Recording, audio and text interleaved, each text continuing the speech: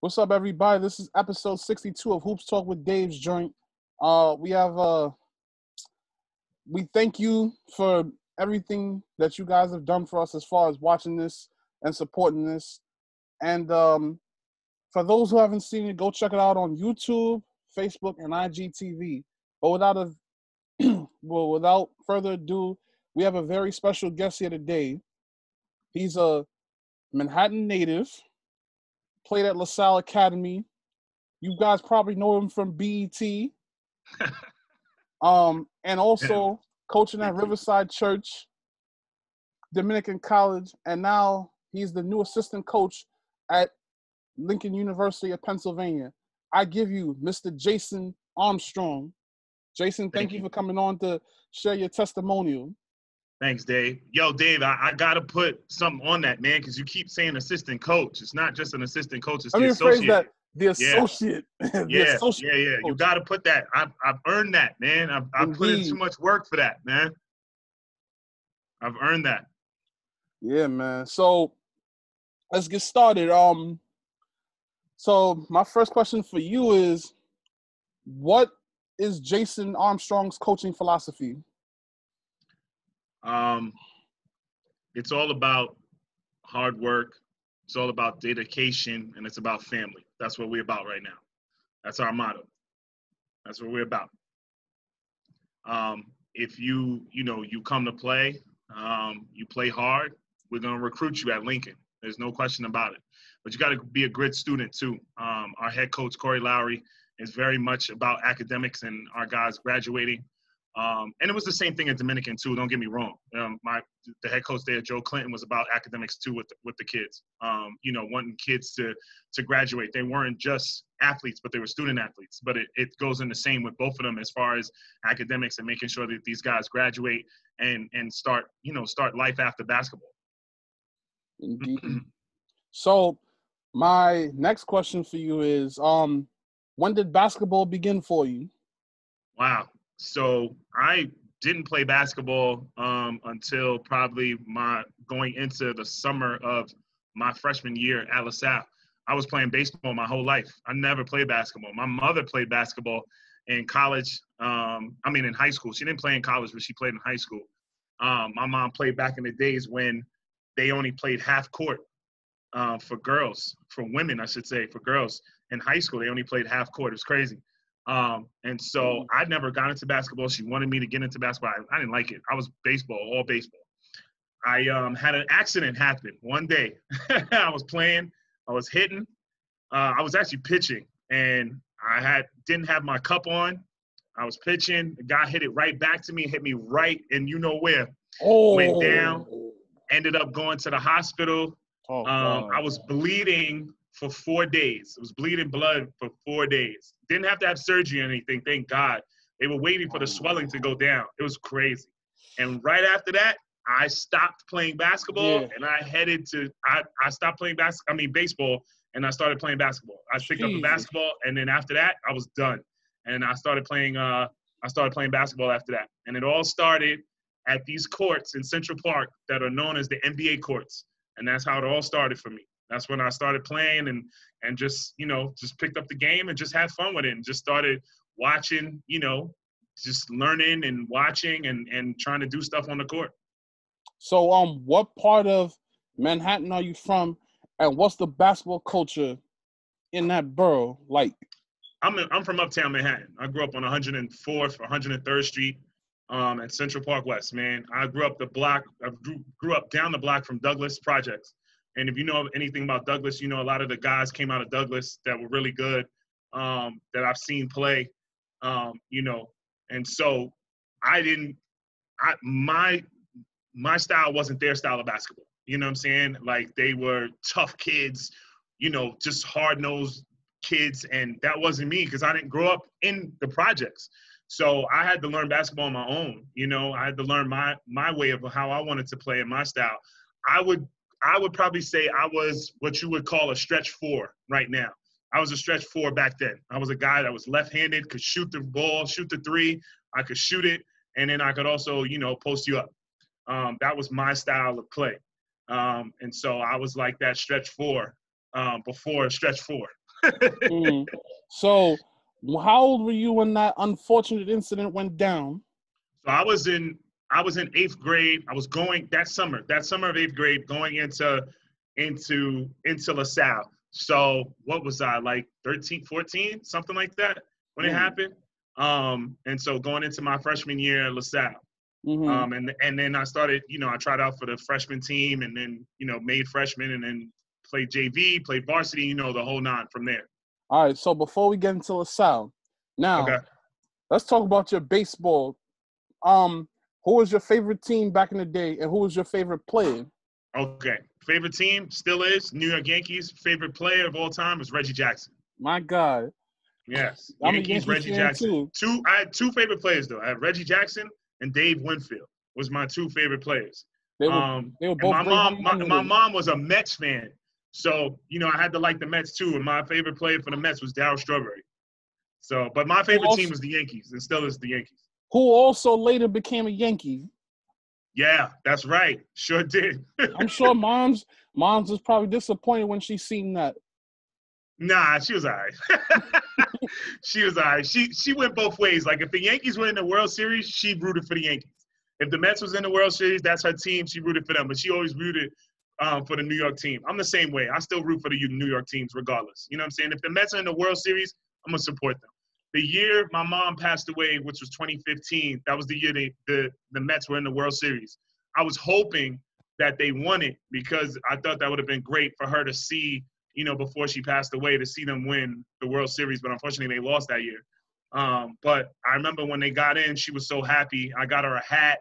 I got her, like, the World Series hat. I got her a shirt and everything like that. She was so excited when they got into the World Series. But she, unfortunately, did not get to see them play because she passed away.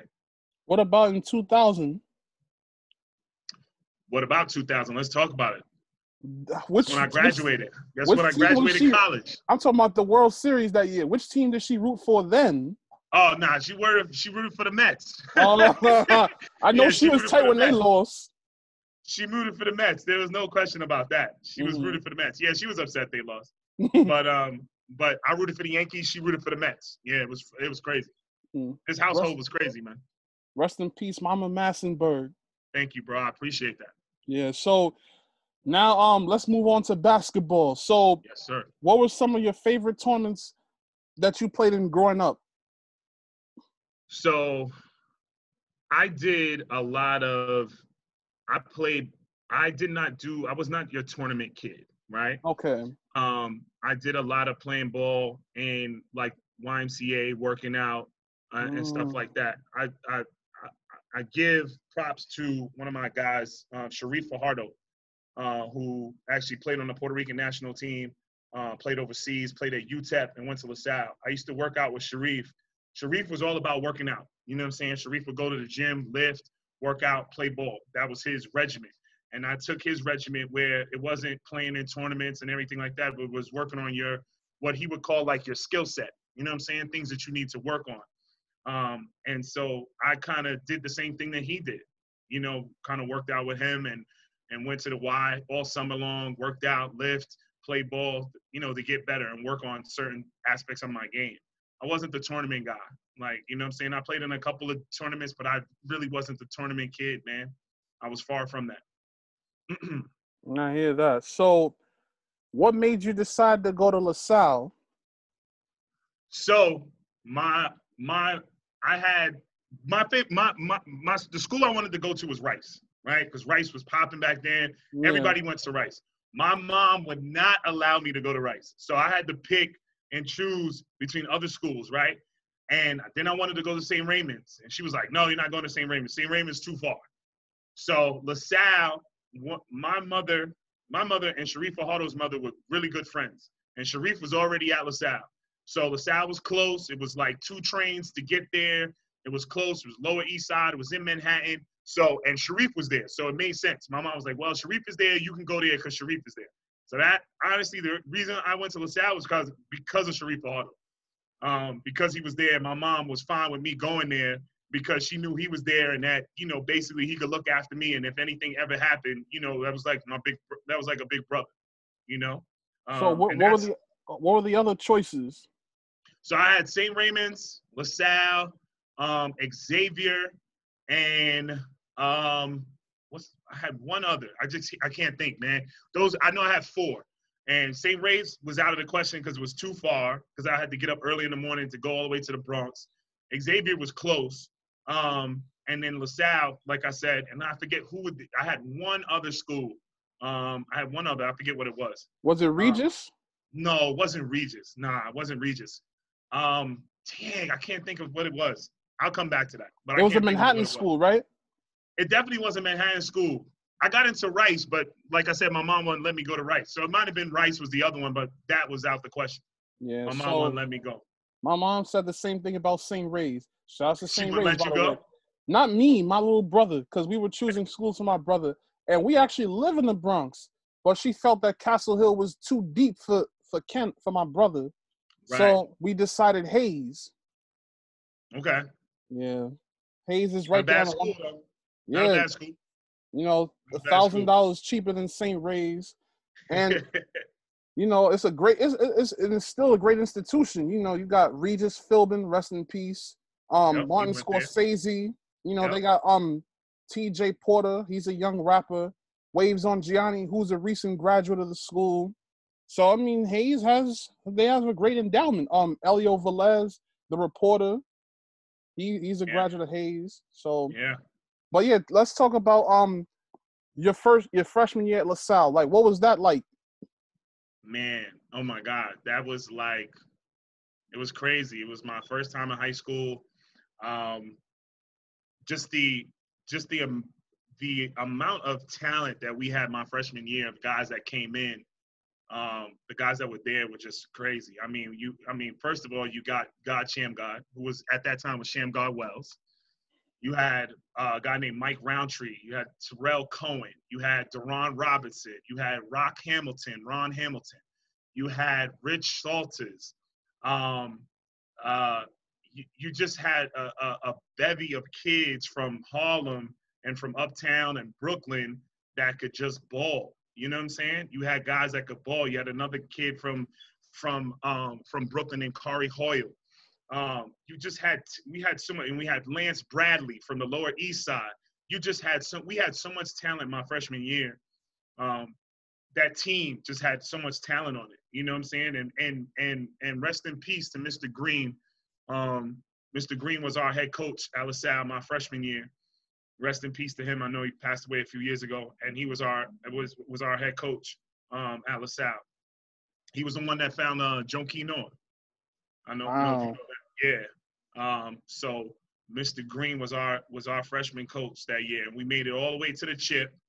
We should have won it. We probably would have won it. We definitely would have won it if Sham would have played. But Sham had moved up to varsity right before we got to the playoffs. And he moved up to varsity. And we had enough talent to get to the chip. We just didn't have enough talent to get it over the hump. You know what I'm saying?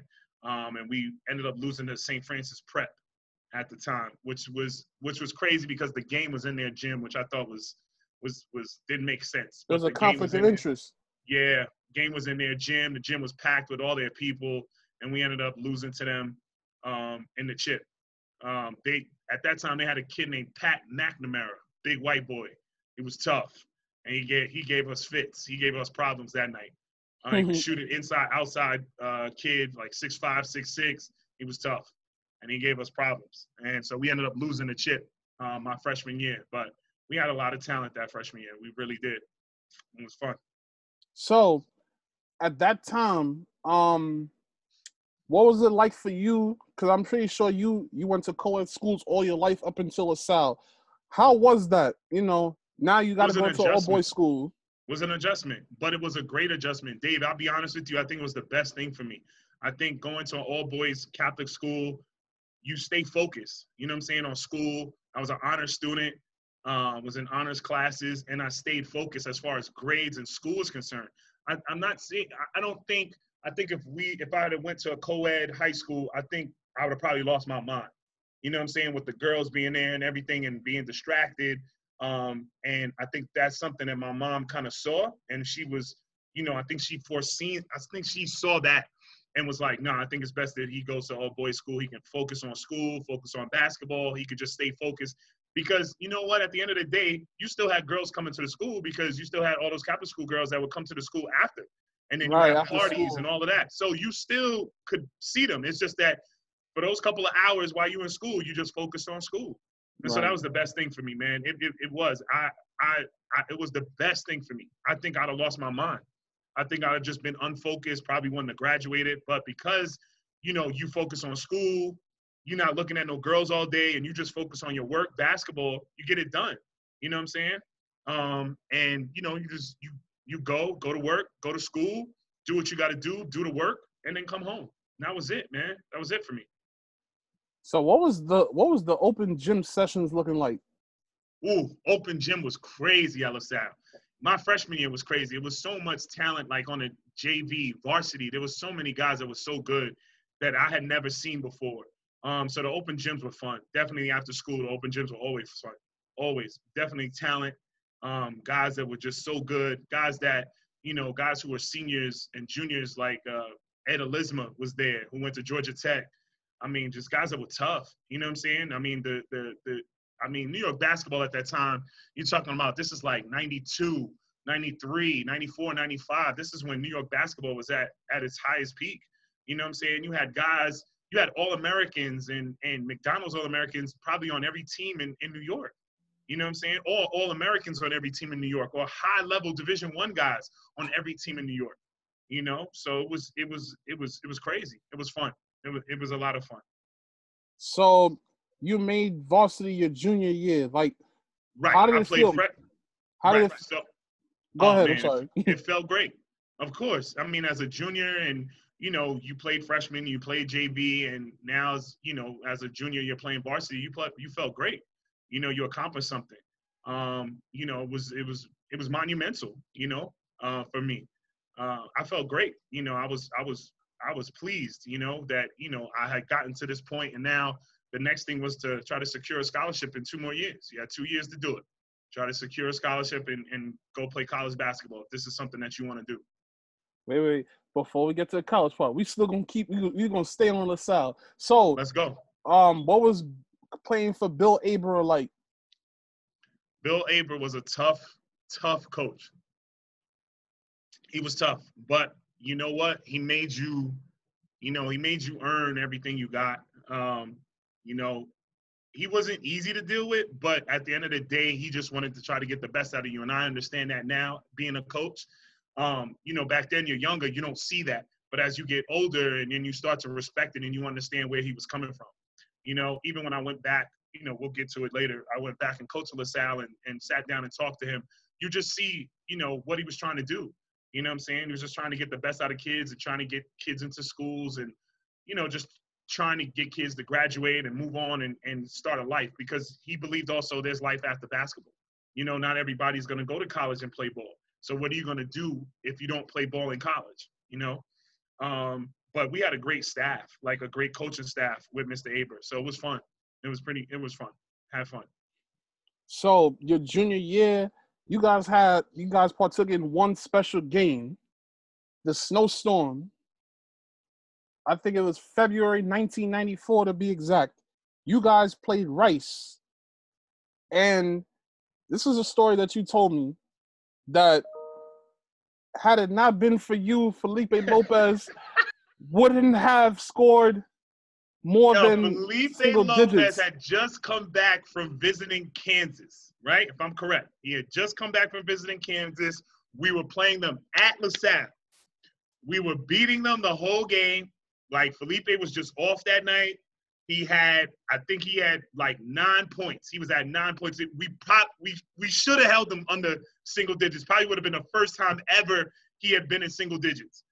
And I remember I subbed in as a junior, and he gets it. I ended up guarding him on a switch, and guys are yelling at me, you know what I'm saying? Like, don't let him shoot it. And I didn't understand, like, you know, what's his name? His head coach left him in the game. Lou You know, DeMello. game was over. Yeah, game was over. He left him in the game because I think they knew that. And he ends up, like, you know, that one quick step one quick dribble, that jab he do, one quick move, bop, jump shot. And he got his 11 points, and he finally got in double figures. And I remember at the end of the game, Sham gave me business, gave me the business because like, yo, we could have kept them in double figures. We'd have been the first school ever. And it was just like, oh, man, I know. But that was my bad. But, yeah, that was a snowstorm. You're right. And he had just come back from visiting a school. And if I'm correct, he was either North Carolina or Kansas. He had just come back from visiting. And he had made the game because they didn't think he was going to make it. They didn't think he was going to play. And so I remember that. I'll never forget that. Like, what? I know that, well, basically, he won that battle, but you guys won that game. We did. As a matter of fact, if I recall, that was probably the only game played in New York City that day. Was it? I did not know that. Supposedly, that's what the paper said. Okay. That might have been the only game played in New York City that day. I believe it. That's crazy. Yeah, that's crazy if that's true. That's wild. Yeah. So, yeah, I mean, we won. So, yeah, I was saying, I know that that atmosphere was crazy that day. It was. That we had the students stayed after. It was packed. It definitely was. It was fun. It was a fun atmosphere. Definitely. Was it packed that day? Yeah, it was. We had the gym packed. We had students there. Was it a school day? Nah, I can't remember, Dave, if we even it had to be a school day because I'm gonna tell you why. If it wasn't a school day, they would not have had that game. Do you understand what I'm saying? It wasn't a weekend. It was a weekday. Right. It wasn't a weekend. It was a weekday. So you had to have school in order for that game to happen. So we definitely had classes that day, you know what I'm saying? Even with the snowstorm and whatever was going on in New York, but we still had classes and we ended up playing that game. Yeah, because you know how the archdiocese is. If you don't have school, that game's canceled. Mm-hmm. Right. Yeah. Right. So we definitely had, go ahead. Yeah, so we mentioned Sham earlier. What was it like playing next to him? It was a gift, man. He was so talented, even from a young age as a freshman. I had heard about him. I had never seen him play. I had only heard things about him. And to play with him was a gift. It was great. I mean, this is a guy who you're talking about unselfishly wanted to pass the ball, you know what I'm saying, and give you the ball. His scoring to me didn't really come until his senior year. I think before that, he was all about passing. You're talking about a guy that averaged, even though it was freshman, he averaged like 40, and I believe it was like 40 on freshman and like 12 assists a game. And we were just running through the conference. You know what I'm saying? We was running through teams our freshman year. And you're talking about a guy that it just came easy to him. You know what I'm saying? It was just easy. Everything he did was just easy. It was just, you knew he was going to be great. You know what I'm saying? Every day in practice. This was a guy that was in the gym. Like, you would come to school and he was in the gym working out like 2 hours before school started. You knew he wanted to be great. You knew he was hungry. You knew he wanted to make the NBA. You knew like what you had, was special. Mr. Aber would open the gym for him. And he would go in early in the morning and work on his ball handling, work on his shooting. He would work on everything. But like, his scoring to me went up a whole nother level our senior year. So what was it like, having a movie played at LaSalle, The Basketball Diaries? I know you said that you guys wasn't in the you guys weren't in school at the time. No, they shot it during the summertime. Yeah, we weren't in school during the time. It was cool that they used our gym for that. We weren't in school when they shot it. They shot it during the summertime. So we were not in school. That would have been cool to meet this cast and see everything, to see them shoot it in our gym. That would have been cool. But they did it during the time that, there was no students there. They did it during summertime. So there was no students. What was playing in the old Dan Buckley gym like? Man, that gym was small, but people hated playing in that gym because we suffocated people with our defense. We played a zone. We play a 3-2 zone. Mr. Aber loved the 3-2 zone, man. He didn't play man. He played zone. And people hated playing in our gym because it was small. It was a small gym, but I loved it. I loved it. For my 4 years, I loved playing in that gym. People hated it, but I loved it. So your senior year at LaSalle, you guys had a big season. You guys are traveling to all these tournaments and stuff like that, and you guys went to all the way to the semifinals. You guys won the diocese with 24-2. What was that season like? It was amazing. It was an amazing senior year, man. I just wish we had won a city championship. Unfortunately, we did not. It was an amazing year. I mean, it all started with us going to DC and beating Roman Catholic, and that's how we got ranked in the country. After we did that, Roman Catholic had beaten DeMatha at the buzzer, and then we beat Roman Catholic the next day in the chip, and that's what put us on the map. That's what put, in my opinion, that's what put Sham on the map nationally. You understand what I'm saying? I think so. That's my personal opinion. Like, once we got ranked, you know, like, it was always Steph and Sham in New York, but I think nationally, I think that put Sham on the map, because now it's like you got a team that's ranked in the country and he's leading them from New York. And so it was a magical year. You know what I'm saying? You're ranked in the country, you're beating everybody. I mean, you know, that Catholic school league, you know, night in and night out, you're playing against high-level guys, night in and night out. And it's just, we're having fun. We're winning and we're having fun, you know? And it was a magical season. Unfortunately, we got upset in the semifinals against St. Ray's. I call it the comeback of Charlton Clark. He killed us in that game. He had come back from a broken foot. He had a broken foot, I believe, the first game of the season, and then he was out, and then he came back in the playoffs. And he killed us. He killed our zone. I mean, he killed it. He shot the shit out of it. And they ended our season. But Sham didn't have a really good game in the first half. We didn't come to play in the first half, and we tried to play catch up, and it was too late. We was down too much, and it was too late trying to play catch up to them, you know? And so we ended up losing, but I would have loved to at least make it to a city championship. But, you know, we got the archdiocese chip out of it, so I'm happy about that. We got something out of it, you know? What was it like playing against the two schools that moms wouldn't allow you to go to? I didn't really think about it after, you know what I'm saying? Because my thing was, okay, I'm here. This is where I'm supposed to be. And this is where it was meant for me to be. I'm at LaSalle. It's LaSalle all day. It wasn't about Rice. It wasn't about St. Raymond's. It wasn't about any other schools. It wasn't about Xavier. It was about LaSalle. You know what I'm saying? LSA all day. That's what it was about. It was fun playing against those guys. You know what I'm saying? Battling those guys every day. And playing against those guys, you know, home and away, you know, packed gyms, people coming to see Sham play or somebody else, you know, whoever we're playing that night, from Kareem to Felipe to Charlton Clark to Chudney Gray to, you know, Bevon Robinson. You know, it was just, you know, you got Ramel Lloyd Rock at Cardinal Hayes. Like, it was a, you know, guys night in and night out.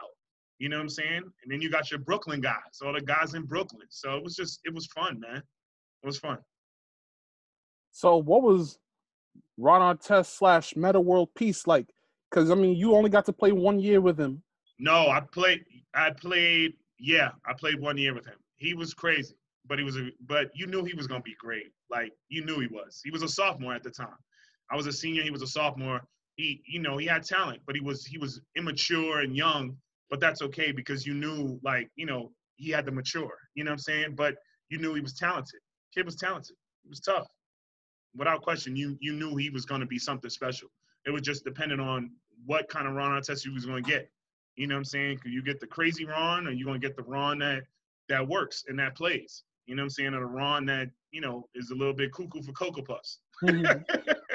But, I mean, let me tell you like this. I've always said this about Ron Artest. He is the person that you want to play with, and he is the person that you don't want to play against. Do you understand what I'm saying? You want him as one of your teammates. You want Ron Artest on your team. You don't want to play against Ron Artest. You know, Ron was tough. He was tough. Ever since he came in as a freshman, he's tough, man. He was tough. Kid was tough. He was tough. Shout outs to the LaSalle graduating class of 1995. Yes, sir. This year makes 25 years since you guys graduated from that great institution. Like, did you guys ever think about doing a reunion? We were supposed to have one, but COVID hit. So what we did was we had a reunion over Zoom, and Sham was there. Sham came to the Zoom conversation. It was funny because when he logged into the Zoom, he was actually at the Dallas practice facility working guys out. And so he took some time out and got in on the Zoom call. I reached out to him, called him, was like, yo, we're on, if you could get on. And he came on for a few minutes and chopped it up with us. You know, it was nice. It was a bunch of guys. We had probably like 25 guys in the group, in the Zoom. But they were all excited when Sham came on. I mean, you know, I called him, was like, yo, we're on, if you can come in, you know, come on in. I sent them the link and he came in and they were so happy to see him, you know, and hear from him. So it was good. It was cool. That's what's up, man. Yeah. So as far as you, what was your recruitment looking like during your senior year? So I did not play a lot my senior year. So I had a lot of Division III schools looking at me. I had a lot of D3s that were looking at me. And so I'm gonna be honest with you, Dave. I wasn't sure if I wanted to go to college at one point in my life. You know what I'm saying? I wasn't sure if I wanted to go to college. I wasn't sure. And I used to, not that I used to, but I'm a member of Riverside Church. I'm a full member of Riverside Church. And so I went through a program called Rites of Passage. And this program changed my life. And it really put me on a path to where, you know, I wanted to do something special and I wanted to be great at what I do. Whatever it is I wanted to do, I want to be great at it. And this program really, and that's when my senior year, I was like, listen, I want to go to school, I want to go to college, I want to play ball, and I got right. And so, like I said, I had a bunch of D3s after me, and we were successful my senior year. So, you know, you had colleges coming in and out of the gym from D3s, D2s, D1s, of course. And so, you know, everybody on that team went somewhere. Every senior that graduated had an opportunity to go somewhere because of the success that we had that year. And so I was fortunate enough to get an offer scholarship from Dominican College. At that time, they were NAIA. And so, yeah, they were NAIA at the time. And so I went, I'll never forget this. I'll tell you who, Mr. Aber used to have a office, right? In his office, he used to have a bunch of letters of offers of letters. You know, back then, you know, colleges used to send out letters and used to send you letters about the school, they're interested in you, all of that. And so Sham had letters, Ron Artest had letters, like different guys had letters. So one day Sham was like, yo, Jay, you got letters. I was like, I ain't got no letters, man. Stop playing with me. He was like, nah, for real, you got letters. So we went in Mr. Aber's office. I looked. I had like 6, 7 letters. Every school I called, all the D3s I called. I was like, I want to come up. I want to come visit. Want to see, you know, the school. And that's what I did. I went on visits. And the school that caught my attention the most was Dominican College. The reason being, it was close. It had a beautiful gym. It was close to New York. And I knew some of the guys that were on that team from the Catholic school that were there already. And so it just felt right. Then a young man that went to St. Ray's named Ramin Wiggerton, who graduated in '95 also, he was at St. Ray's. He was getting recruited by them. And so I, you know, got in contact with Ra and found out that he was getting recruited. And we went up for a visit on the same day. Went to go visit the school, and it just made sense. And like, you know, I was talking to Ra, like, what are you going to do? You going to go? You're not going to go? And he ended up, you know, signing and going. And then I was like, you know what? I'm going to go too. And we ended up being roommates our freshman year. And just Dominican appealed to me, man. It was close to home. It had they had just opened up a new gym. The school was nice. The campus was nice. The people there, from the coaching staff to the guys, the players on the team, it just felt home. It just felt like home, you know? And I was like, yo, this is where I want to be. I was like, this is where I want to come. Like, I want to come here. So go ahead. They, mind you, they hadn't offered yet, right? So they hadn't offered yet. They were in the, I guess you would call it the interest process, right? We're interested in you. We'll have you come up, visit. We'll have you come to a home game, but there was no offer yet. I got the offer. We had a scrimmage right before the playoffs against Mount St. Michael's. And we're scrimmaging Mount before the playoff starts. This is before the archdiocese. This is before the cities. Everything starts. We scrimmage Mount because, you know, you have that week sometimes in between where you don't play anybody, right, before the playoffs start. So we scrimmage Mount. I get in the game. We can't, for some odd reason, Mount was pressing us. We can't even bring the ball up the court. Now, Sham's not in the game at this time. Like, this is like our bench guys are in. You know what I'm saying? And so we can't even get the ball up the court. So I'm like, yo, I got it. I'm giving the ball, man. I got it. I'm bringing the ball up the court. I'm running the plays. I'm passing. I'm shooting. I'm doing everything, right? So I'm looking great. And the assistant coach from Dominican was at this game. His name is Frank Peralta, right, at the time. He's at this game, and he's seeing me. He's like, yo, I didn't even know he could do all of this. Like, this kid, he's like, he's doing everything. He's passing. He's shooting. He's getting guys involved. I'm bringing up the ball. Like, and I'm doing this at 6'6". You know what I'm saying? Because I'm upset because we can't even get the ball up the court. And I'm like, yo, I got it. Move, man. I got it. Let's go. And so I'm doing all of this. And after that scrimmage, I got a call the next day, and that's when I got offered by Dominican. Wow. And I was like, yo, this is where I want to go. I was like, Ramin is going there. There was guys already there that I knew from the Catholic School League that were freshmen already there. And I was like, yo, this is where I want to be. And you know what? It was the best choice that I made to go there. It was great for me. And that's where I ended up going. I signed with Dominican. Let me tell you something, Dave, real quick story. I had the letter of intent. Me and my mom, I'm on my way to LaSalle. My mom's going to work. My mom's a police officer. She's a cop, right? Mm-hmm. She's on her way to work. So we getting on 2 separate trains. I'm waiting for the C train. She's waiting for the A train. So we're in the train station. She goes, oh my God, you got to sign this letter. And I'm like, she's like, you got to sign this letter so I can send to the school. Because, this is all mail stuff. You got to mail everything in now. Right. We wasn't doing email stuff then. And so she's like, I got to mail everything to the school. You got to sign it. So I'm literally sitting there in the train station on 103rd Street, right? 8th Avenue line in the train station signing my letter of intent to go to Dominican College. That's what I did in the train station. I signed it. My mom put it in the envelope. She was like, all right, I'll mail this off when I get to work. And that was it. I called them the night before. I was like, yeah, I'm coming. I want to come. This is where I want to be. And then I signed the letter. My mom mailed it off the next day. Wow. Yeah, That's man. That's crazy. Yeah. You signed it in the train station. That's mm-hmm. crazy. But yeah, there was no big news. We didn't have no big party. Right. How these kids do now. Right. We didn't have none of that, man. There was none of that. All them videos and stuff like that. Yes. That's crazy. Yes. None of that. There was none of that. Train station, 103rd, 8th Avenue. Hey. But one final LaSalle question. So back to the open gym stuff. Like, I know that because of the success, you guys were having a whole bunch of college coaches coming out. Who were some of the names, what were some of the college coaches that you used to see at the practices? So you had at that time, Bobby Cremens was always in our gym. He was at Georgia Tech. He stayed in our gym because he was recruiting at Elisma, and he was also coming back for Sham his senior year. You had Rick Pitino. You had Providence was there, but I can't remember the guy's coach that ended up coaching Sham. You had him. He was always in our gym. You had – was it Pete Gillen? Pete Gillen, right. Pete Gillen was always in our gym our senior year. You had James Madison's head coach who was, I think was Lefty Grizel. I think it was Lefty. Lefty was in our gym. He was at James Madison at the time. You had Rick Pitino was in our gym. You had, they were looking at Ron. What's his name from St. John's was always in our gym at that time. Brian Mahoney. Yeah.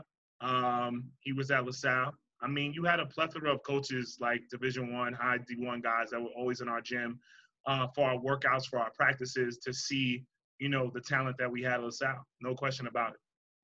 Was John Thompson and Boeheim there or Jim Calhoun? No, not John Thompson. No, not John Thompson. Boeheim, no.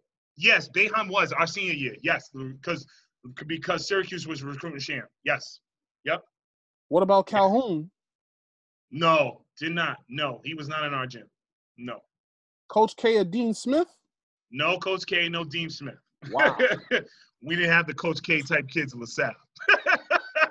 just like Jalen Rose said, Coach K didn't like coming to the hood. Yeah. At that time, he definitely did not come to our hood. He comes to the hood now, though. Yeah, now he has to.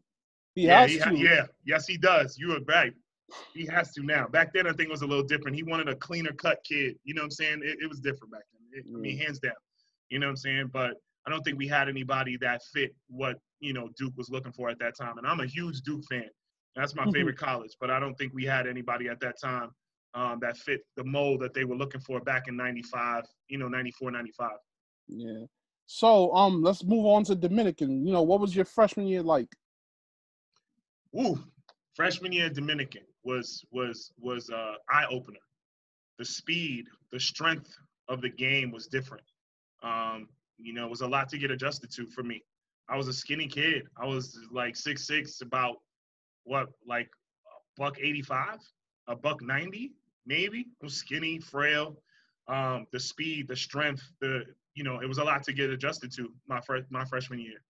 And I had adjustment to make, my freshman year at Dominican. But we had a really good team. We were ranked in the country my freshman year. We got up to, if I'm correct, the highest I think we got was 5 in the country at one point. And then we ended up getting upset in our conference tournament, which was in our gym, versus Caldwell University.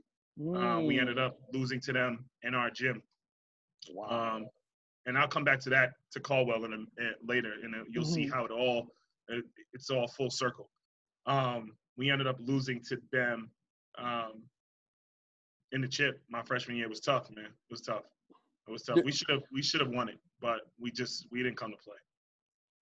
Did you guys go to the NAIA tournament? We did not. So it was crazy. At that time when we played in the chip, we were 12. I think we were like 15, anywhere between 12 and 15 in the country. We lost. Everybody else won. So we got bumped down, and we ended up coming out of the top 25, right? And because we came out of the top 25, we ended up not getting an automatic bid into the NAIA tournament. It was crazy. I mean, we should have gotten in. We definitely should have gotten in, but we got jerked. We definitely got jerked, and we didn't get in. And that was my freshman year. And, it was tough. It was tough. Yeah, so let's talk about your sophomore year. Sophomore year was cool. Once again, not an adjustment, was fine. We didn't have the team that we had my freshman year. Those guys had graduated, those seniors had graduated. So we were a little bit younger. We were okay. We made the playoffs, but we lost in the playoffs. But we weren't as good as we were my freshman year. We ended up losing. I think we lost in the semis, or either in the semis or the quarterfinals. We ended up losing. And we were okay my sophomore year. We were all right.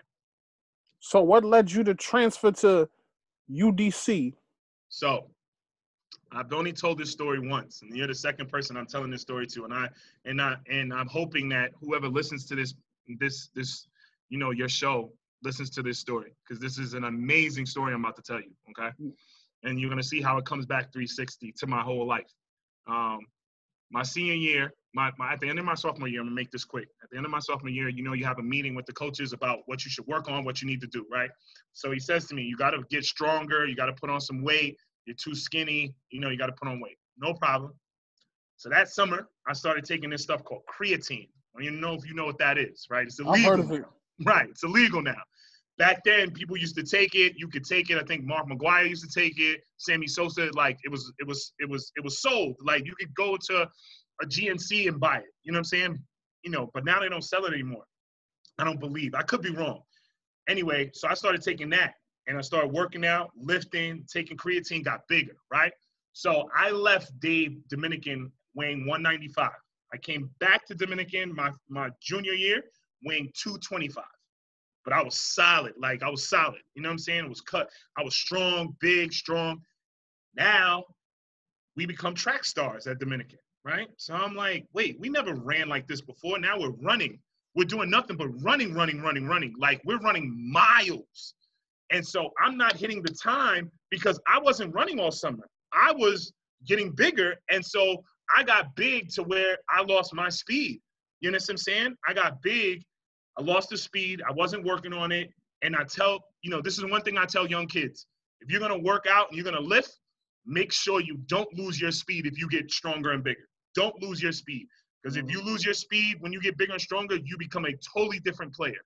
And I had lost that speed that I had before because I just put on too much weight, man. I wasn't used to it. And so, real talk, he cut me my junior year. Cut me. Right as the season began, he cut me.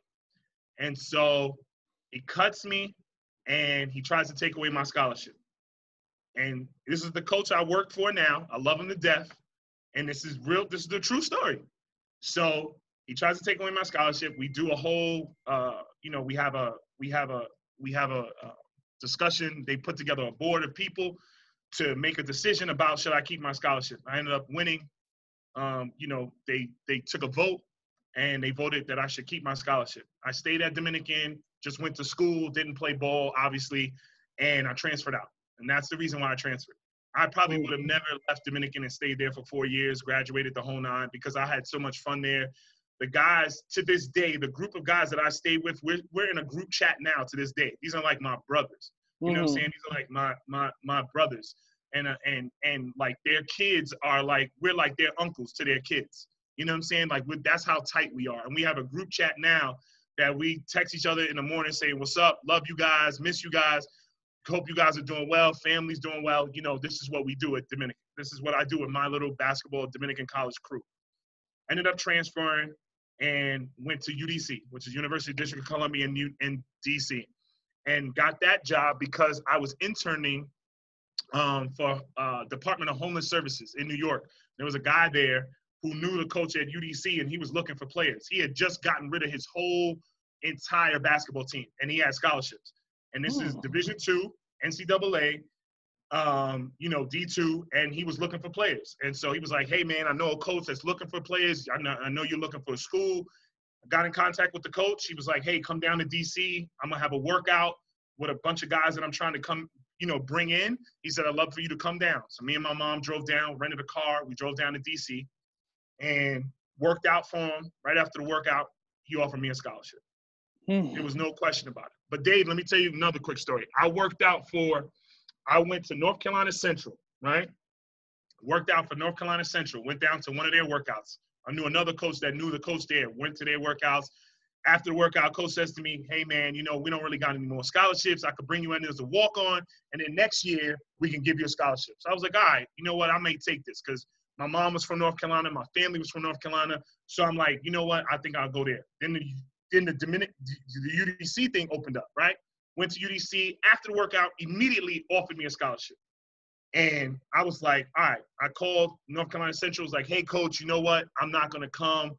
I was like, I appreciate the opportunity, but I have something else. He was like, where you going? I said, UDC. He said, Coach Will Jones? And I said, yeah, you know him? He said, yeah. He said, hey, man, let me call you back in a few minutes. Hung up the phone. Dave, he calls me back within 20 minutes. He says, hey, man, Jason, we got some scholarship money if you want to come here now. We got some money, la, la, la, la, la.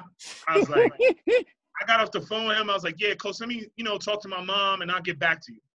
Dave, I literally hung up the phone, told my mom, and I immediately was like, nah, I'm not going. Now, all of a sudden, now they got scholarship money for me, and they didn't have scholarship money when I was there. Now they found out I'm going to UDC. Now they want me to come. Now they know. I was like, yo, this dude, Will Jones, must have a lot of power. It was like, people must really know this guy. Called him back. Was like, coach, nah, I'm going to go to UDC, man. Good luck to you guys. You know what I'm saying? And ended up hanging up. And I ended up going to UDC, and it was the best thing that could have happened. Because I knew that this was the guy that wanted me. There was no question about it. He didn't have to tell me that there was no money. He didn't have to wait to make a decision later to see other guys. He knew from right then, I want you to come here and play for me. You know what I'm saying? Basically, yeah. So the other coach basically treated you as an option and not, exactly. He didn't value you until somebody else did. That's kind of the story that DMX had when it came to him getting signed. So he said that that Diddy saw him one time, but when he was still an unsigned artist. And he was like, your voice is too rough. You're not marketable. Wow. Didn't know that, sir. And then Def Jam signs him. And then Diddy comes back and tells him, oh, I'll lace you, I'll give you double I'll give you double what they giving you, and I'll lace your pockets. And then he said, DMX said, I'll respectfully decline. Because he said, if you didn't see it then, what changed? Right. That's right. Exactly. If you didn't see it then, what changed? And I was out. I went to UDC, man. And that's why I ended up playing my last 2 years. So talk about the UDC experience. UDC, the experience was great, man. It was great for me. I loved it. I loved being in DC, Chocolate City. I loved it. It was wonderful, man. I had the most amazing 2 years at Dominican College. I made a promise to my mom that I would graduate in 2 years, right? And I did the first year, did summer classes in the second year. I mean, that summer, I did took classes that summer, and then my senior year, I graduated. I promised her 2 years. I said, I'm gonna be out in 2 years. I'm gonna do this in 2 years. And I kept that promise to her. It was fun, man. I had a ball. Just the city itself, you know what I'm saying? We had guys on that team from all over. So you got to meet guys from Virginia. I had a guy from Milwaukee. I had guys from the DC area. So you going to the go-go band concerts and everything like that. You're just getting a different element of life from those guys that I didn't get in New York that I was getting with these guys. You know what I'm saying? And I had a blast, man. I had so much fun at UDC. It was just, we had apartments. They didn't have dorms at the time. And so all the athletes stayed in apartments. So, you have an apartment. It's like you live in real life right now, right? You have an apartment, you're paying your utilities. The apartment is paid for by the school in athletics, but your utilities as far as your cable, your phone, we had a house phone, we had cable, all of that was paid for by us. You know what I'm saying? We had to pay for that out of our own pocket. But man, we had a ball, man. I mean, I had the greatest 2 years at UDC, which opened up the door. Obviously, I know you want to get into. I know you've been waiting for this, which opened up the door for BET. Wait, so before we get to BET, I know you want to get into this so bad. No, before that, what was it like, being in DC? Did you ever get to visit Howard Homecoming? So definitely. Went to Howard Homecoming, definitely, all the time. Went both years that I was there. So I went to UDC from 98 to 2000. So from 98 to 2000, I was definitely at Howard's Homecoming. I had a couple of my guys from Dominican actually come up. They came up for Howard Homecoming both years, actually, now that I think about it. Was definitely a part of it. There was one gym in Silver Spring, Maryland, that guys used to go to, and that's the first time I ever saw Steve Francis play. Wow. Yeah. I got to see Steve Francis play and actually play alongside him, and actually threw him an alley-oop one time, playing with him. And this gym that was in Silver Spring, Maryland, man, let me tell you, bro, there was pros in this gym. We talking about pros, all right? You had like Washington Wizard guys come to this gym. You had like Juwan Howard. You had like Chris Webber was always at the gym. Like, you playing with pros. And this is the first time that I got to see Steve Francis before he went to Maryland. I had heard about him. They talked about him. That's all DC would talk about, was this guy named Steve Francis. I'm like, yeah, I got to see this kid. I got to see what they talking about. And I walked into this gym and finally saw him play and, got to play alongside of him. And you could tell, like, oh, yeah, he's going to the league. He's elite. He's different. And this is before he even played one game at Maryland that summer. Like, that summer, being in that gym and watching him, and then going to Maryland, and then just, you knew he was going to be good. You just knew it. You know what I'm saying? You knew. But there was this gym that we used to go to all the time to ball out. And it was just everybody from different schools would come to this gym who were in the DC area. So you had like Howard, you had us, you had American University. You had Maryland, University of Maryland guys would come. You had a couple of the high school guys that were really good at that time would come to the gym, who they felt like were good. You had like the Division II guys would come to the gym. You had, you just had, and then it was just, the gym was packed and you didn't want to lose. That's the one thing you didn't want to lose. Because you lost, you was pretty much waiting a while to get back on. You know what I'm saying? And this was the first time that I was part of a clock, that they had a clock in the gym. Like, they had a clock running. Like, you know what I'm saying? Because that's how many people were in the gym. So you had a clock. So if you won before that time, you got whatever the points was at that time. I don't remember. It was a while. It was so long ago. But whatever the point was that you got before the clock ran out, you won. Your team won. Next team comes on.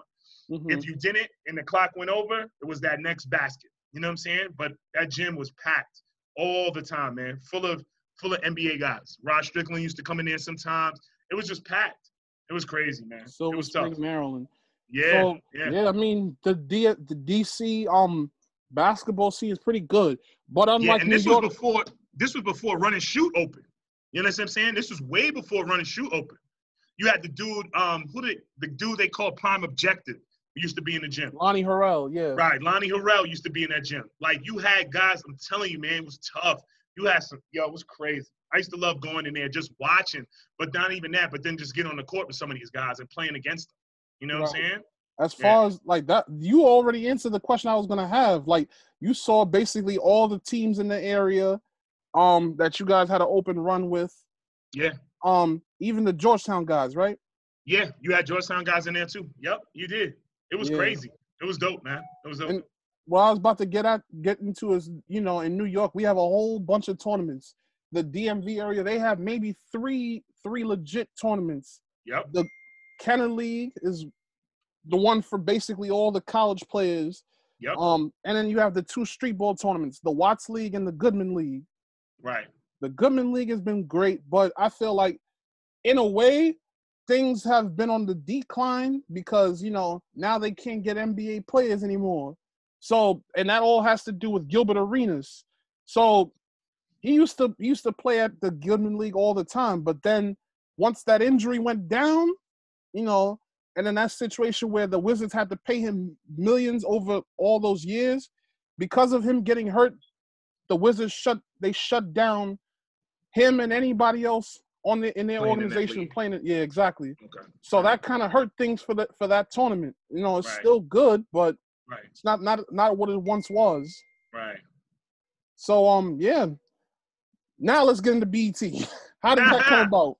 I knew you wanted to get into this, bro. Come on. Yes, man. So after graduating UDC in 2000, I started working at BET, which is Black Entertainment Television. I worked on the greatest hip-hop show. I don't care what you say. That's just my opinion. The greatest hip-hop show ever, which was Rap City. Yep. And I worked on that show for 6 years. And I had the pleasure of working with 3 hosts at that time. So you had Tigger, Big Tigger. You had Mad Links, and you had Saint Nick, who was the 3 hosts that I've worked with.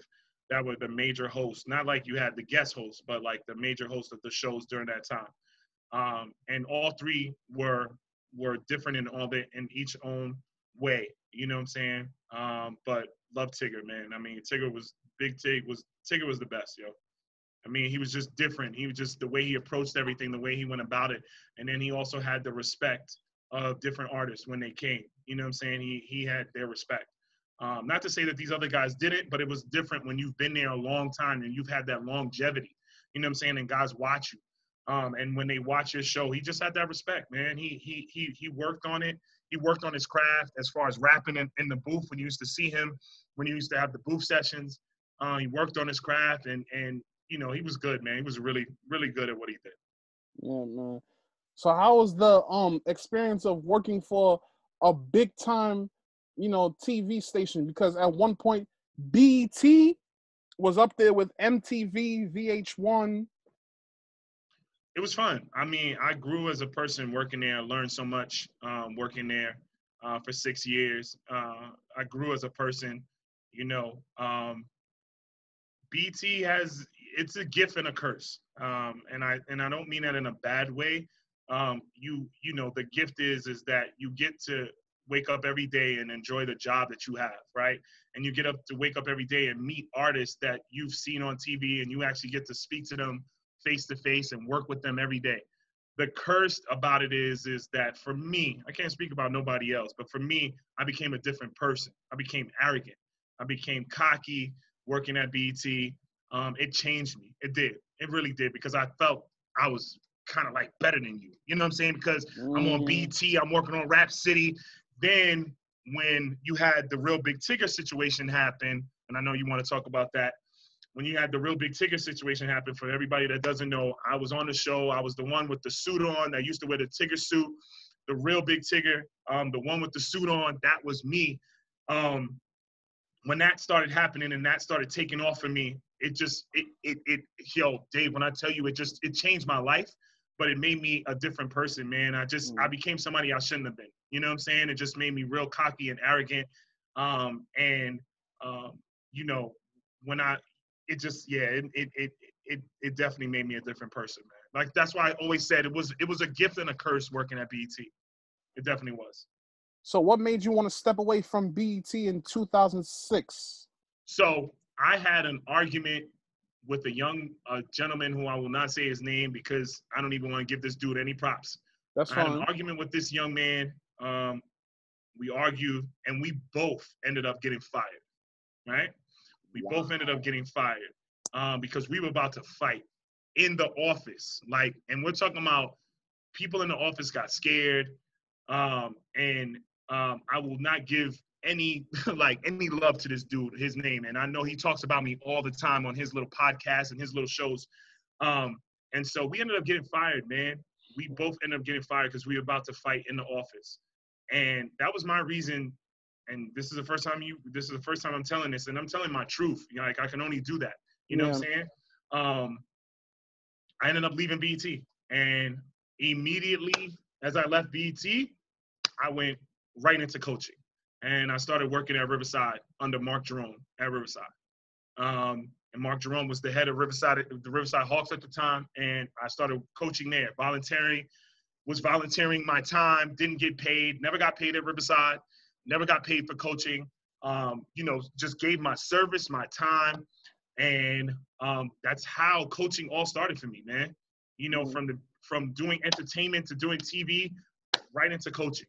And I started doing that, and it took off. And it's just been a passion ever since, you know. And I started to see that this is something that I wanted to do, you know.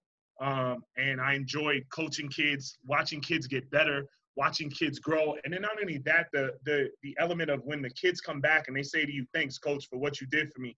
Thank you for helping me be better. Thank you for, you know, making me a better person on and off the court." When you get those conversations, when you hear those conversations, when you hear people say those things, it only makes you better as a person, man. And it's only a blessing. You know what I'm saying? Yeah. It's a true blessing, and it's a true testament of what you're doing, that you know you're doing the right thing, man. Yeah, absolutely. So before we get into the coaching part, what do you miss about working with BET? I miss getting up and going into work and working with artists, like your favorite artists, right? And my all-time favorite artist is Jay-Z. And the day that I got to work with him on Rap City, when he came to Rap City to do the Black album, like, when we knew he was coming, my whole staff, like, we're in a meeting, like, we have staff meetings every morning. And when we found out Jay's coming, everybody, I gave the look to everybody like, you already know who's doing this show. Like, don't even ask to do this show, because you know who's going to produce this show. It's going to be me. Jay-Z is coming. No one else is doing this show. That's my favorite rapper. Like, no one else is doing this. And so at the time, we would get albums before they came out. And so the Black album hadn't dropped yet. So I got an advance copy from Def Jam, listened to the album. And the song that hit me at that time, because my pops was sick, and my pops had come down with cancer, and I had gotten a call that he was sick. He was in the hospital. He had cancer.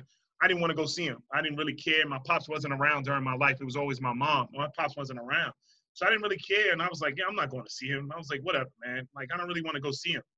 And I listened to, on the Black album, there's a song called "Moment of Clarity." And on that album, Jay talks about how he reconnected with his pops when he got sick. And after hearing that song, I called my dad's girlfriend. I said, okay, you know what? I'll come visit him. I'll come see him. And I went to go see him 2 days later. I went to go see him the day before Jay came to shoot Rap City. And I went to go see him, and he was not well at all. He wasn't well. And from that day on, Dave, until he passed, I went to go see him like every other day after leaving BET. And we reconnected. We talked. He apologized for everything he had done wrong, you know, and not being a great dad. And we just talked, you know, for hours and days, and just talked every night. and I would go visit him until he passed away. My dad died of pancreatic cancer. The next day, Jay-Z came to Rap City, and we're shooting the show. We all have, at the time, there was these shirts that said "Buy Black," right? There was these shirts that Def Jam made that said "Buy Black," and we all, the whole staff, the whole Rap City staff, has the shirts on, and we walk into the dressing room where he's at, and we all got the shirts on. He was like, "Wow." He was like, "Oh, okay, all right, I see." He's like, "I like that," and we was like, "Yeah, it's J Day. We all wore the shirts for you." And he was like, "Yo, that's dope." He's like, "All right, okay." He's like, "I'm with that." Got to sit with him, talk to him what we're gonna do with the show, you know. And I said to him, I said, I got an advanced copy of your album. He was like, "Oh, you gonna bootleg it?" And I was like, "Nah, I'm not gonna bootleg your album." Nah, man, that's what people used to do back he's like, then. "Oh, Yeah. I wasn't sure," you know what I'm saying? So he's a funny dude like that. And I was like, "Nah, I'm not gonna bootleg your album." So I said, there was a song on there that connected to me. He said, "What song?" And I said, "Moment of Clarity." I said, "My dad is dying right now of cancer, and I went to go see him yesterday." And I said, "Your song, when I listened to it, made me go see my dad." He was like, "Wow, man, that's deep." And I said, "And I thank you for that." And he said, and he gave me £1. He's like, "Yo, I appreciate that." And I said, "No, I appreciate you for making that song." I was like, "Because if it wasn't for that song, I probably wouldn't have went to see my dad."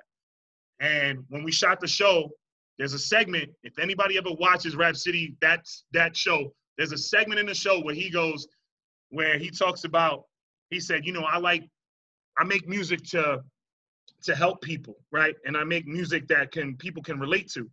And he said, I just talked to your producer a little while ago, and he told me Moment of Clarity helped him go see his dad, because I talked about my relationship with my dad, and it helped him go see his dad. And he said, I like stories like that, and I love when people tell me stuff like that, because it shows that my music is touching people. Right after we said cut and we cut the segment, yo, man, I went up to him. I was like, "Yo, Jay, thanks a lot for that." He's like, "Nah, no doubt." He's like, "Yeah, that's just real." He's like, "That's the realest shit I heard today." And he's like, "Nah, I appreciate you even telling me." And it went into the show. And if you ever see that show, there is a clip where he mentions my dad in the show. And he said, "I talked to your producer." And it's one of the greatest moments that I've ever had in my life, as far as hearing your favorite rapper talk about your dad and talk about what, that song Moment of Clarity meant to me, and what it meant to me to go see my dad. That was tough, man. It was tough. Wow. Shout outs to Jay-Z, man. Yeah, man. It was For tough. that, and also for those that don't know, I was a Sean Carter Foundation scholar. Was you? Yes, I was. Wow, that's dope. They helped me, throughout my college years when I went to Delhi, Bronx Community College, and St. Francis. They always held me down. Even when I was having academic problems and was on academic probation, they stood by me. So I will be eternally grateful to Rock Nation and the Sean Carter Foundation for holding me down when I was in college. That's tough, man. That's dope. And I urge, for those of you that have high school age kids that are about to graduate high school, or those that are in college, definitely sign up for the Sean Carter Foundation Scholarship every year in the month of April 1st through April 30th. Check that out. But Wow. yeah. So what made you decide to go to coaching after BET? Mark was at Riverside, and he had hit me up about coaching and asked me if I wanted to coach. And I said I would come down to see what it was all about and to help out, but I didn't really want to coach. You know what I'm saying? I would just help out. And when I went down, I was coaching with a guy that he wanted me to help out, older guy that he was okay with coaching, but he had a different mentality of how he wanted to coach. And he had put this team together.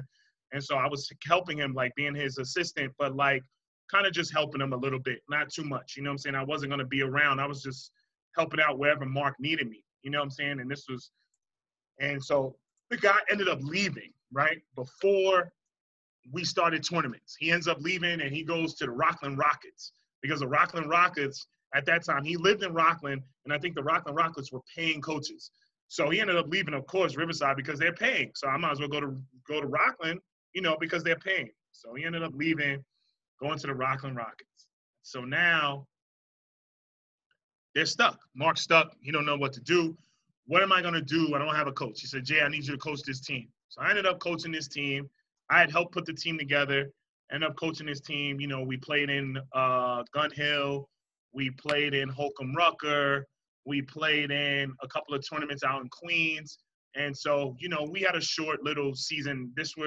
These guys were pretty much seniors, right? They were like, yeah, they were seniors. They were seniors. And so this was like guys who were like the 17U class. And so, you know, we played in a couple city tournaments and stuff like that. Really wasn't that good. You know, we won a couple games, didn't really do anything. So the next summer, you know, Mark was like, yo, I want you to come back and coach. And so I got an opportunity to put together a team that I wanted. And that's when things got better. The teams got better. You know, our level of the tournaments we were playing in got better. And just, you know, I got better as a coach. And so that's what started it, man. Riverside started it and opened that door for me really wanting to coach and then wanting to take it to the next level, which is college basketball. So, you know, name some of the players that you coached at Riverside.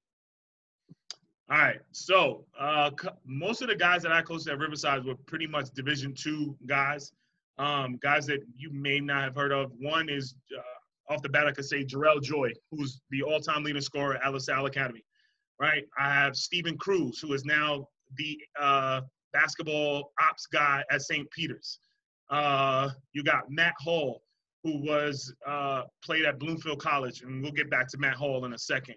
I had Shaquille Cunningham, who is the all-time leading scorer, if I'm correct, at Mount in the Bronx. Mount St. Vincent in the Bronx.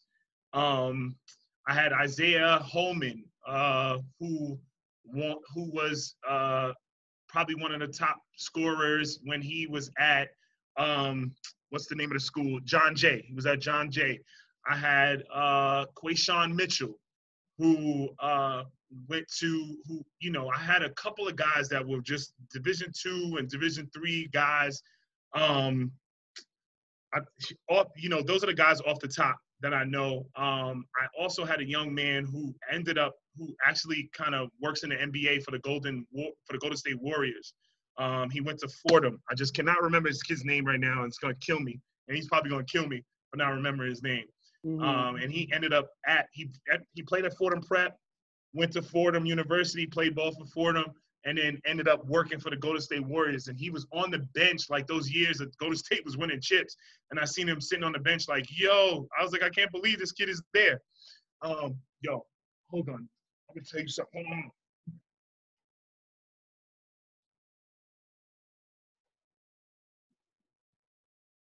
Hold on. So he ended up playing, you know, working for the Golden State Warriors, which was dope.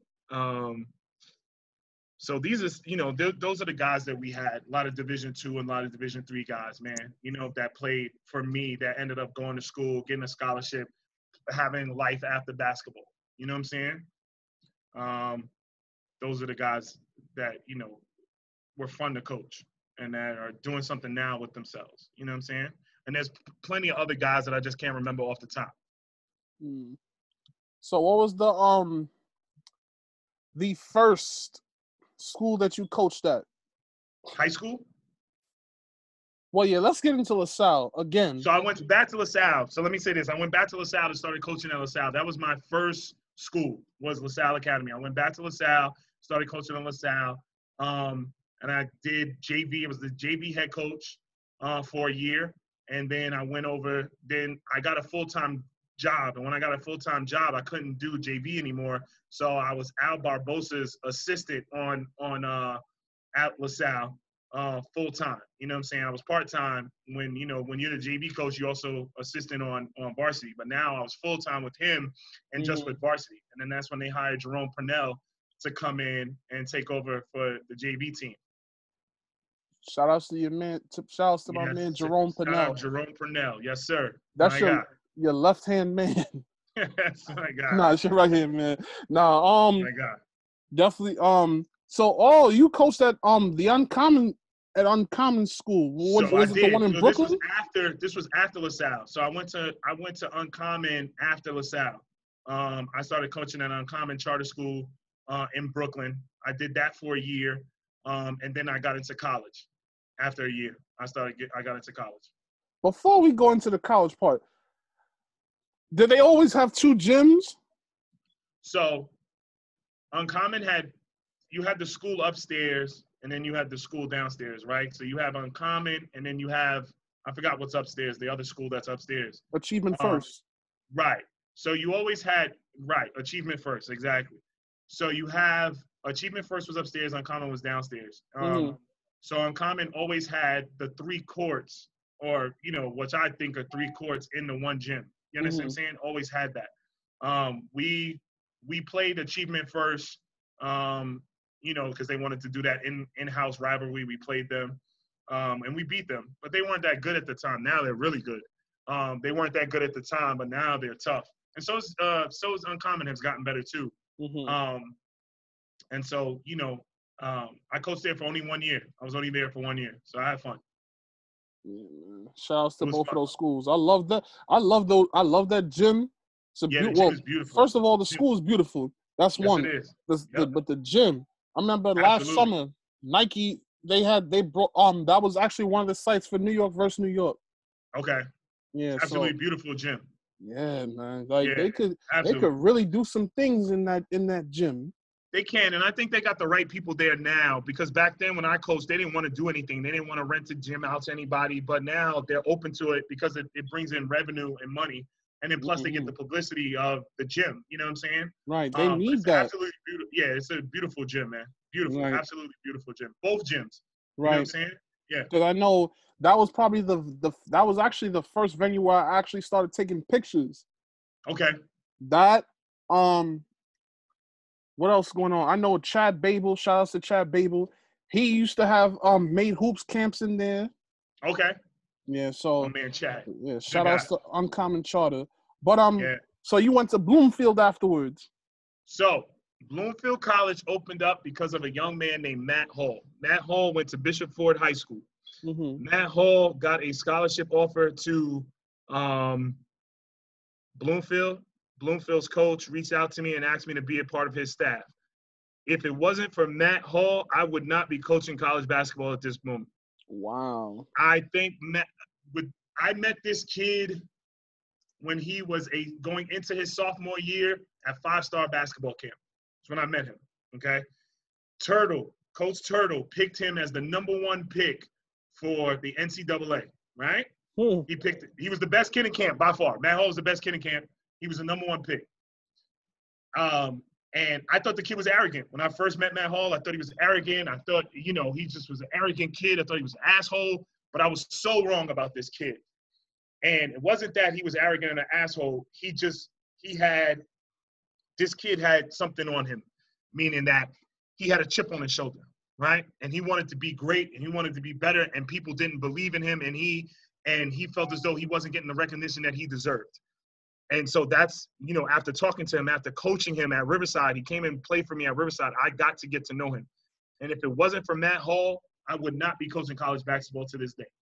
He went to Bloomfield. Bloomfield offered me the job. I called him. I'll never forget this conversation. I called him and said, would you mind if I came with you to Bloomfield? And he said, no, coach. He was like, I would love for you to come with me to Bloomfield. And I took the job and I went to Bloomfield. Now, real quick, shout out to my man Nolan Adams, because Nolan Adams was actually the first person to offer me a coaching job when he was at Polytech in Brooklyn. He had the head coaching job at Polytech in Brooklyn, and he offered me a job at the D3 level, and I turned him down to take the Bloomfield job. Love you, Nolan. Thank you, bro. I respect you. You were the first person to offer me a job. So that's how I ended up at Bloomfield College. Now, talk about your tenure at Bloomfield College. How long were you there for? 2 years. 2 years, did 2 back-to-back championships, was part of their three-peat. Did 2 back-to-back championships with them, and then moved on. Yeah, shout outs to Bloomfield.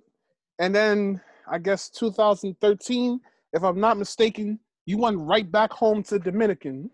Sure did. Next 7 years. Best time of my life. 2013, I, Coach Clinton and I had spoken about me coming in on his staff. And we sat down, had a great conversation. And, it was like coming back home. It's been 7 years, man, and it's been a true blessing working with those guys, that staff, my boy Joey, Mike, and Jason, even Coach Tony have been great working with our staff, and Coach Clinton has been amazing, letting me grow and letting me be the best that I can be. He gave me, the reins of recruiting, and asked me to go out and get the best kids we could. And one of the things I told him was I wanted to win a championship and bring a banner back to Dominican. My freshman year, we had lost a chip. And so I had a chip on my shoulder coming back to Dominican to win one. And that was my promise, that I wanted to win one and always come back to the school and be like, I was part of that. And I helped do that. And, we went into 5 years, and I got an offer to go to Monroe, which is in New Rochelle. Had an offer on the table from Monroe, which was more money.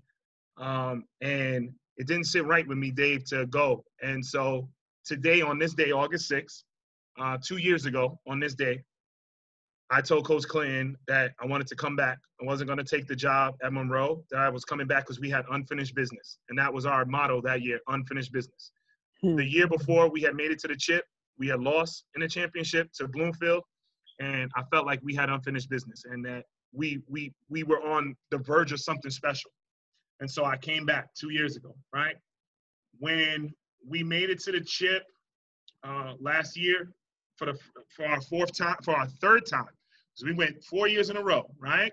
So for our third time last year, we play who? So the first year we make it, we play Bloomfield. We get blown out. They blow us out. They're just a better team. We're young. They were better than us. They blow us out. They get that chip. The second year, we come back. We lose to Jefferson by 1 point. Okay? Sophomores. Guys were sophomores. They were young. We lose by 1 point. Third year, right? We get to the chip, and this is the year I decided to come back. Who do we play in the chip? Bloomfield College. Where do we play them? Caldwell University. Now, to go 360 on this circle, like I told you, my freshman year, we lost at our gym against Caldwell. Right? Our first year getting to the chip, we lose against Bloomfield College. Our third year getting back to that chip, 3 years, that third year, we play Bloomfield again in the chip. Guys are hungry. Guys wanted more.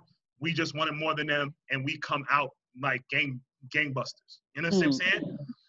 As the clock is running down, Dave, I go up to my coach. I get up, and I go over to him, and I say to him, this is why I came back, so that we can get this chip. And we ended up beating Bloomfield at Caldwell University in the championship, so that was our first. We come to this year, we go right back to the chip, and we go back-to-back, and we win it again. The 7 years have been amazing, man. Amazing. 2 chips back-to-back, 7 years, great teams, putting a banner up, watching my head coach like cut down a net has been like, he'll never understand what that means to me, being that I played for him, that he cut me, but for me to come back to Dominican and help him be a part of something special and to help build that program up, it's amazing, man. It's truly amazing. You understand what I'm saying? To think like that I did that I helped do that. You know what I'm saying? That I was a part of that. And that's what it's been for the last 7 years, man. It's been all about Dominican. And today I made the announcement and I'm sad to leave, but it's for a better opportunity for myself. And I've done my 7 years at Dominican, and I love those guys, and I will forever be grateful for the opportunity that they gave me. But now, it's time to move on and time to do something different. And that's what it's about today. Now, let's talk about you and Coach Clinton. How was it, coming back to Dominican after he cut you? Like, how did that conversation go? So the first conversation we had was an alumni day. I came back from alumni day, and we sat down at alumni day because he asked me if I had my gear, if I had gear to play an alumni game. I was like, nah. I was like, I ain't got no gear. I was like, I didn't graduate from here. He was like, and his statement was, once a Charger, always a Charger. You understand what I'm saying? And so I ended up, he gave me some stuff to play in the alumni game. I played in the alumni game, and we sat down and we talked. You know, we had a great conversation about like what happened during my time there, you know, why things happened and everything like that. And it was a blessing. And so, you know, when you have that real conversation with somebody and you understand where they come from, they understand where you come from, and it's an apologetic on both sides of the field. You know what I'm saying? It's grown man talk, and that's what it was all about. And I think that's why the door opened for me to come back as a coach later on. You know what I'm saying? And it's been great, man. I couldn't have asked for a better head coach. Couldn't have asked for a better head coach, man. Now, let's talk about your current position. Yes, let's talk about the associate head coach. Yes, at Dominican. Oh, sorry. Let me rephrase that. Lincoln University of Pennsylvania. Yes, sir. Talk about why you decided to make that move to Lincoln, and what will it mean to be coaching at HBCU? So the move was because it was the associate head title. It was also because Corey Lowery reached out to me about the position when he got the head coaching job, and he saw something in me. We had seen each other all the time in gyms. I had recruited some of his kids when he was at Essex, and he saw something in me, and I appreciated that. You know what I'm saying? And the opportunity to be the second in command, and also the opportunity to be an associate coach, to get to that next level, which I want to be a head coach one day. And so that's the next step. You know what I'm saying? You showing what you can do and helping build a program. And that's what I wanted to do, is help build another program. I helped with Dominican. And I wanted to help, you know, now at Lincoln and build that program to be successful and to become elite, and try to win a CIAA tournament. And what does it mean to be at an HBC? Well, if you look at my life, I went from Dominican to UDC. UDC is a HBCU, right? Now, years later, I'm going from Dominican again to another HBCU, but not as a player, but as a coach. Do you understand what I'm saying? And with the times that we're having right now with the society and everything that's going on, Dave, like going to a black college right now means so much, you know what I'm saying, on so many levels. And I'm excited to get started. I'm excited for the guys that are coming in. I'm excited for the guys that are coming back. I'm excited for the team that we have. They're a great group of guys that want to win, and Corey has definitely implemented that into them already, of understanding that we are going to be a winning program, a winning team. We're not going to lose anymore. We're not about this losing. We need to start doing winning things, winning attitude. Go about your day, about everything that you do is win today. I'm going to take that quote from my man, Jerome Purnell, who always says win today. And that's what it's about for Coach Corey. Win today. You know what I'm saying? And do everything and be great at what you do. And that's what we're about. The key words for him is hard work, dedication, and family. And that's what we're about right now, man. Now, with this whole thing with COVID-19, like you've seen a lot of like the HBCUs becoming, I wouldn't say that they're relevant again, but now they're really, like, the emphasis on the HBCU basketball is being pushed to the forefront now. Yes. After you know, Maker, and then also Bronny James got a scholarship to go to NC Central. Mikey Williams got offered by Howard. Right. You know, do you feel like more kids will probably be interested in the HBCU? I do. I think it's a movement that if Mikey, do you know how big that would be if Mikey went to a HBCU right now? Like if Mikey decides he wants to go to Howard or he wants to go to any HBCU, you know how big that is? You know how big that movement would be with you got your top tier guys that want to go to these schools? You understand what I'm saying? Because they're going to bring the TVs to these schools. You know what I'm saying? Because the guys are going to want to see these guys on TV. And so you're going to see like Howard have games on ESPN and ESPN2 and CBS Sports. Like you're going to see that happen. Also, you know, it's a huge exactly. It's a huge movement. And you got to remember, the atmosphere at these games is incredible. It's something different. CIAA is an entire weekend. Like the tournament is an entire party. It's an entire weekend. It's not just basketball, but people come back for the parties, for the celebrations, for everything that has to engulf the whole weekend, right? And then you come for the games. And so I've been to the CIAA tournament when I was working at BET, I used to go every year. Like when it was in Raleigh, and then when it went to Charlotte, and then this year it's moving to Baltimore.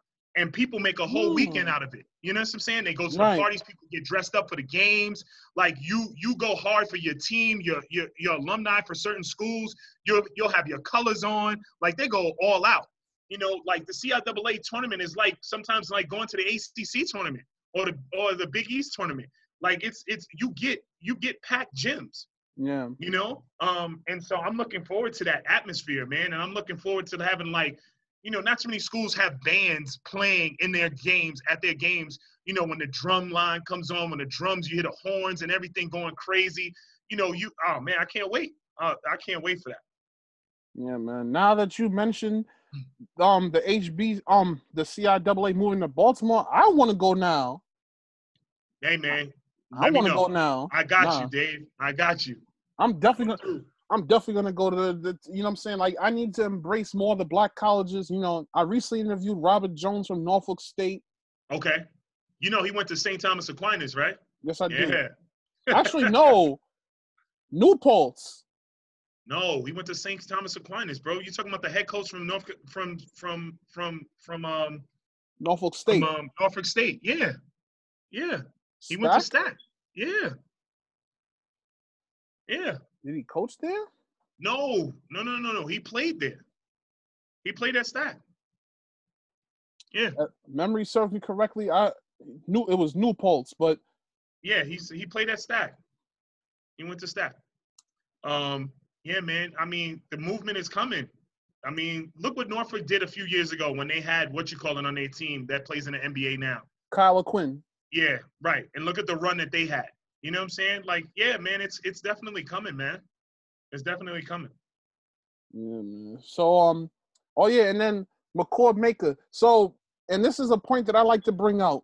So, McCord Maker, you know how these teams' revenues, you know, are at the forefront. So, I guess it was UCLA and Howard that were two of his final choices. Now, right. How UCLA's recruiting budget is over $1 million. Howard's recruiting budget is $163,000. Howard, the school with the smaller recruiting budget, got Maker. Yep. Which is, you know, that goes to show that even though that school doesn't have as many resources financially as a UCLA, they were still able to get that player. Yep. And I pray that he succeeds at Howard, because I hope guess he stays 2 years, man. I hope he doesn't do a one and done, but I can understand if he does. I'm hoping that he stays 2 years, like helps them get to the NCAA tournament. Right. I hope he stays 2 years. You know what I'm saying? I would love for him to stay 2 years, man. That would absolutely be dope. But if he doesn't, I mean, I get it. You know what I'm saying? Would love for like these guys who are going to these HBCUs at least stay 2 years. Yeah. You know, at least. But if not, I get it. Right. Exactly. I get it if you don't want to, and you know the money is talking, and you make this move. I understand. It just sucks that the MEAC is losing some of their premier teams. That's the sad part about it. Like, because these teams are leaving for more money. I know Hampton has been gone for a couple of years now, and I think one school just recently left. Another school recently left. You're right. There is one school that recently left. Yeah, they're moving to a power conference, like a bigger conference. Because you know that money is talking. It does. Money does talk, man. Money does talk. Right. So this is another question that I love to ask before I lead up to the final question. Okay. So if you could go back into a time machine to 1991, what would you tell young Jason at 14 as he just got hit by the baseball and is transitioning into high school? Honestly, somebody else asked me this question, and I'll tell you what my answer would be. Get into the gym with Shammgod Wells. Get up in the morning and get into the gym with Shammgod Wells. I would definitely tell my younger self that you're going to meet a kid, get into the gym with him. Because the intensity and the focus that he had, like now that you look at it, you know, he wanted to be great. I wish I had that same intensity and that same focus that he had when it came to basketball. You know what I'm saying? And I would tell my younger self, get into the gym with that man. Work out with him. Do the stuff that he's doing. Work out and do drills with him. Yeah. Definitely, without question. I used to come in, they have the breakfast early in the morning. You get your breakfast, and then you see him in the gym, and he's working. I would definitely tell myself that, without question. Yeah, man. So, final question. What's next in the future for Jason Armstrong and Lincoln University? Right now, the future is us trying to have a season right now, Dave. We don't know if we're going to have a season. We don't know if it's going to be pushed back. We don't know if we're playing in November. We're hoping that we have a season period. We hope that, we get pushed back. If it does get pushed back to January, hopefully we can have fans. If we can't have fans, then that's what it is. But we just hope we have a season, man. It's just everything is up in the air. You don't know what's going to happen, and it's scary, and it's sad if, like, some of these kids can't play. You got high school kids that could possibly not have a senior year in play. Like seasons cut short. You just hope that you have a season. You know what I'm saying? But the most important thing is that everyone is safe. You know what I'm saying? Lives matter before anything. Everybody's lives matter in this epidemic going on. With this virus, and so it's important that we all stay safe. But hopefully we have a season, man. I'm excited if we do. If we don't, then we just got to find a different way and some way to handle the situation. But the focus is to have a season and get our guys prepared for the season, and hopefully let's win a CIAA tournament championship, and then let's see what we do in the NCAA tournament, man. Oh, you guys are in the CIAA? Yes, sir. Oh, wow. So I definitely have a vested interest to come down and see y'all in Baltimore. Yeah, man. Yeah, but we're right in Pennsylvania, so you can come to Pennsylvania too and come to a home game. But Jay, thank you for coming on to share your story, and I wish Dave, you, man. Coach Lowery, and Lincoln nothing but the best moving forward. Thank you, man. I appreciate it. Thanks for having me, bro. Well, everybody, this is episode 62 of Hoops Talk with Dave's Joint. Shout outs to everyone that's been showing love thus far. For those from Salle Academy, Riverside Church, Dominican College, and so on and so on. Check out this episode on YouTube, Facebook, and IGTV, and support the associate head coach of Lincoln University right now. Stay safe. Be blessed. Peace. Later.